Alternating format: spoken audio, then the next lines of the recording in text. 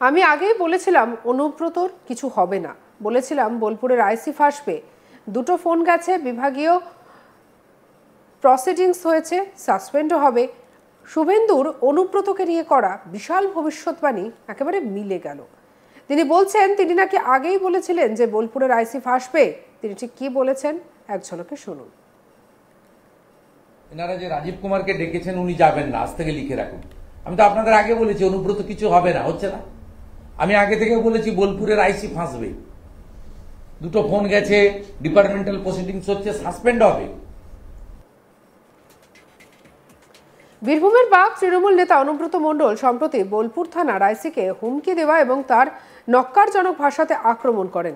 সেই ফোনালাপ প্রকাশ্যে আসতেই রাজ্য রাজনীতিতে একেবারে শোরগোল পড়ে যায়। পুলিশকে কটাক্ষ করে এই ঘটনায় অনুব্রতর বিরুদ্ধে সরব হয়েছে বিরোধীরা। এই ঘটনার পর বিপাকে পড়েছে তৃণমূল কংগ্রেস, তাদের তরফে কড়া অবস্থান নেওয়া হয়েছে।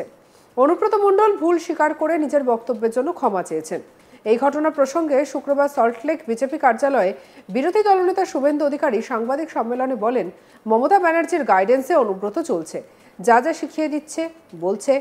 আমি আগেই বলেছিলাম অনুব্রতর কিছু হবে না, বলেছিলাম বোলপুরের আইসি ফাঁসবে, দুটো ফোন গেছে, বিভাগীয় প্রসিডিংস চলছে, সাসপেন্ডও হবে।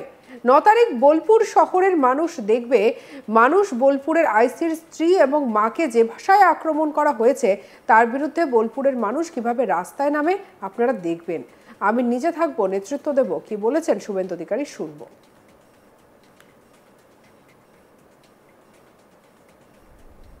মমতা ব্যানার্জির গাইডেন্সে অনুব্রত চলছে, যা যা শিখিয়ে দিচ্ছে ফেস টাইমে, হয়তো নিজে করছে না, ফেস টাইম কেউ বিশ্বাস করছে না, এবার অন্য কারো ফোন থেকে হয়তো করিয়েছে।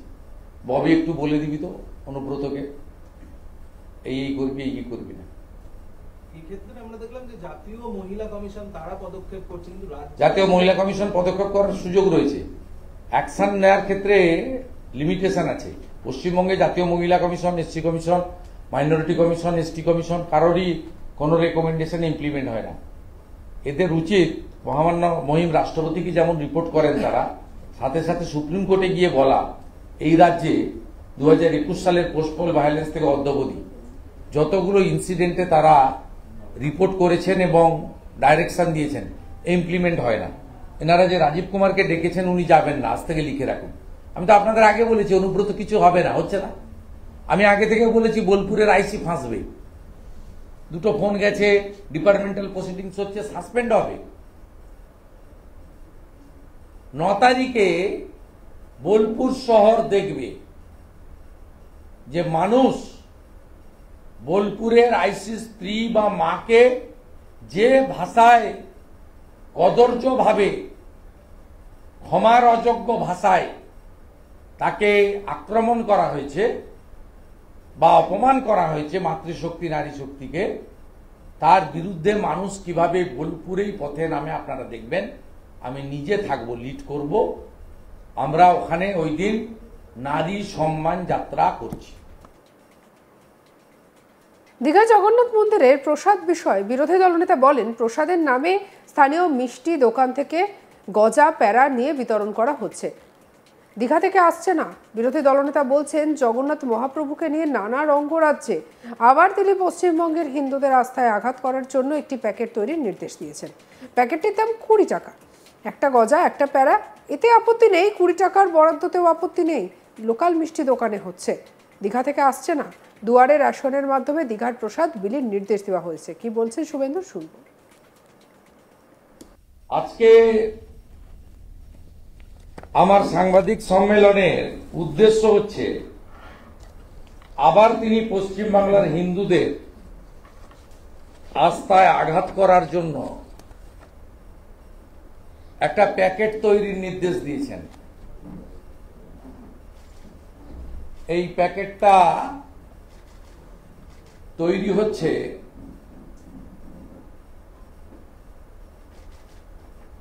এই প্যাকেটটার দাম হচ্ছে 20 টাকা।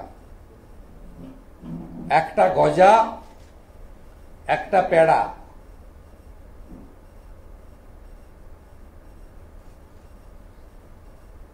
প্যাড়া বা গজা খাওয়ানোতে আমার আপত্তি নেই, 20 টাকা বরাদ্দতেও আমার আপত্তি নেই, কারণ ওনার তো কোষাগার শূন্য। 7 লক্ষ কোটি টাকা ঋণ নিয়েছেন। আমার আপত্তিটা একদিকে শ্রী জগন্নাথ দেবের প্রসাদ বলে উনার হাসি মুখের ছবি সহ যে ভাস্কর্যটা সরকারি টাকায় দীঘাতে তৈরি হয়েছে, কালচারাল সেন্টার, এখানে মাপও দেওয়া আছে, পরিমাপ, গ্রাম। এটা আমাদের তৈরি নয়, নবান্নর তৈরি। সার্কুলারটা পড়বেন দেখি।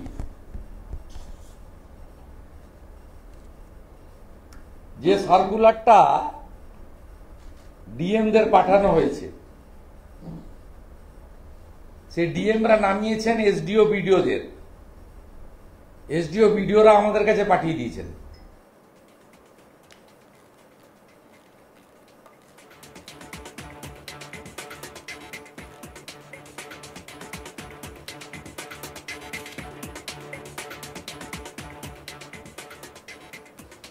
বীরভূমের বাঘ তৃণমূল নেতা অনুব্রত মণ্ডল সম্প্রতি বোলপুর থানার আইসিকে হুমকি দেওয়া এবং তার নক্কারজনক ভাষাতে আক্রমণ, এই সব নিয়ে একেবারে শুরু হয়ে গেছে রাজনৈতিক কার্যকলাপ।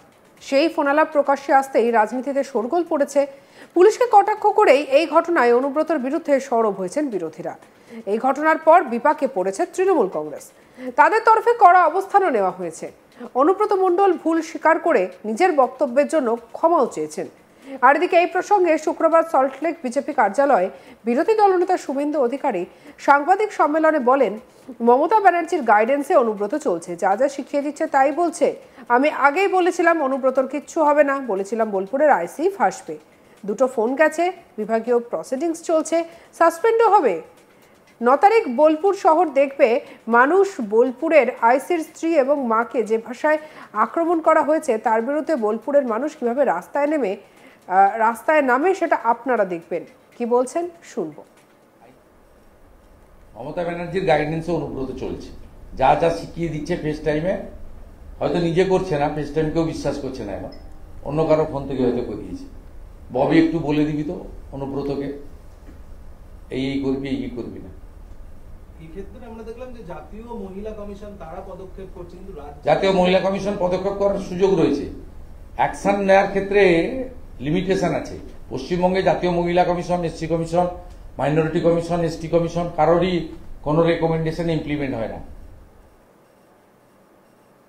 সঙ্গে রাখুন আজ তাক বাংলার ইউটিউব চ্যানেলকে। অন্যান্য খবরের জন্য লাইক, কমেন্ট, শেয়ার, সাবস্ক্রাইব করতে ভুলবেন না।